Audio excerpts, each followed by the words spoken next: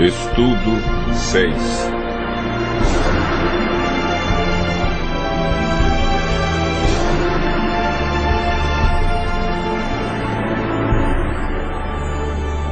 Sinais da vinda de Cristo.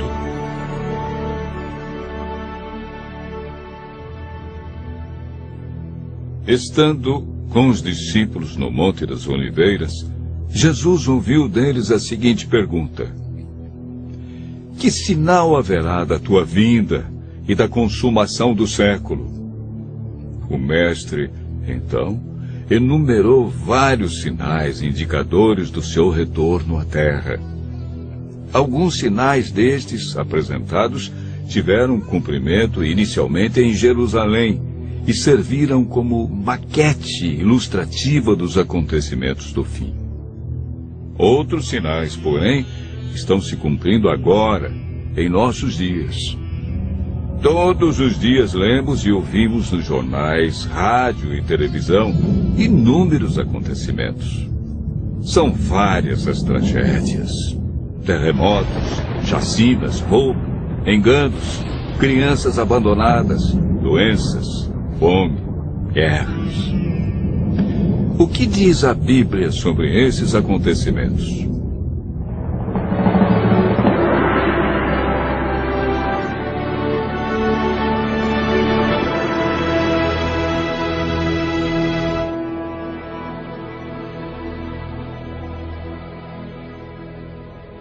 Vamos analisar os sinais que antecedem a sua volta em 3 partes.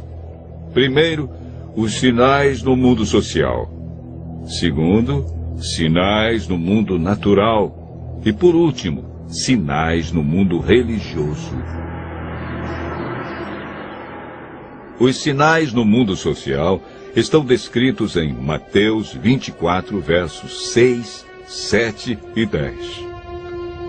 Jesus profetizou que antes de sua volta, o mundo estaria envolvido em guerras, fome, nação contra nação, reino contra reino, traição e ódio entre as pessoas. Na segunda carta de Timóteo, capítulo 3, versos 1 a 5, nos fala de tempos difíceis. Desemprego, fome, pessoas egoístas, avarentas, pessoas blasfemando de Deus, filhos desobedientes à paz, homens sem domínio de si. Esses sinais no mundo social são provenientes da obra de Satanás e não de Deus. Na segunda parte do nosso estudo, falamos a respeito dos sinais no mundo natural. Mateus 24, versos 7 e 29, fala de sinais que estão acontecendo e que já aconteceram. No dia 19 de maio de 1780, o sol escureceu. Esse dia ficou conhecido como o Dia Escuro. Na região leste dos Estados Unidos, tão densas eram as trevas que as lamparinas foram acesas ao meio-dia. A lua, embora fosse cheia, negou-se a iluminar. A ciência não conseguiu explicar esse fato sobrenatural, mas a Bíblia o apresenta como um dos sinais que antecede a vinda de Cristo. Em 13 de novembro de 1833, ocorreu uma deslumbrante queda de estrela jamais vista. Esses sinais já se cumpriram uma vez, mas antes da vinda de Jesus se repetirão com maior intensidade. Os sinais no mundo natural, como terremotos, enchentes e grandes calamidades que matam milhares de pessoas, indicam que Satanás está agindo até mesmo na natureza.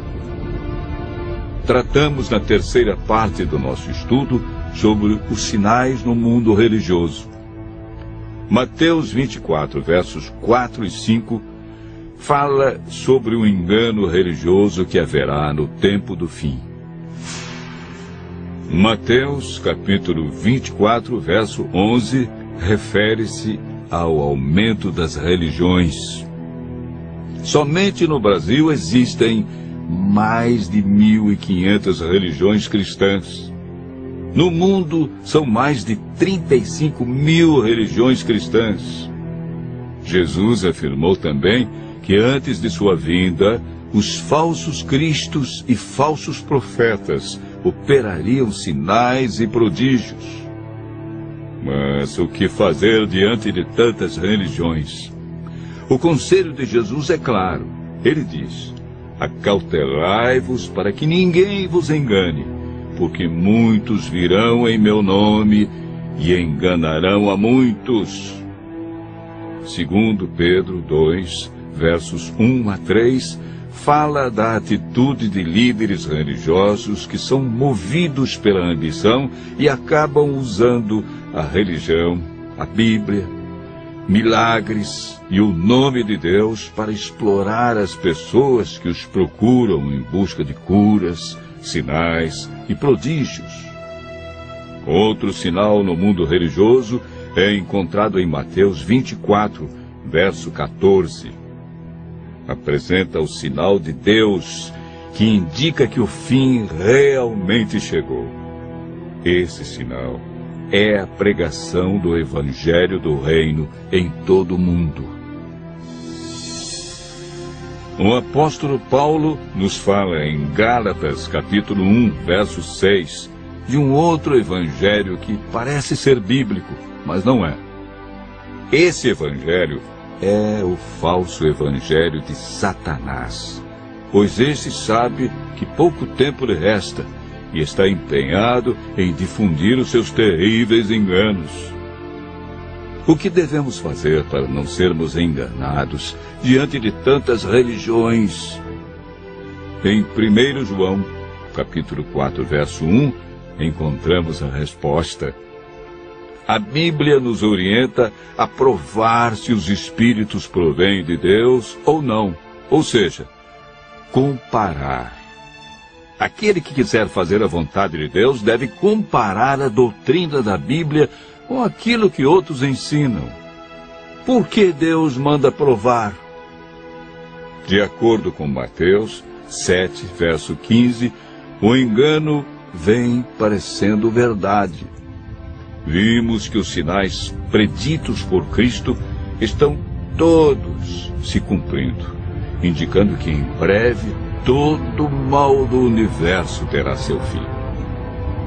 O que está faltando para Jesus voltar? Primeiro motivo: o Evangelho verdadeiro precisa ser levado a todo mundo. Segundo, Jesus está a cada dia dando mais oportunidades. Ele é paciente e espera uma decisão de cada um de nós ao lado da verdade. Lucas 21, verso 28, declara que, ao começarem estas coisas a suceder, exultai e erguei a vossa cabeça, porque a vossa redenção se aproxima. Continue ouvindo a voz de Deus. Em breve, vamos contemplar Jesus vindo sobre as nuvens do céu com poder e grande glória.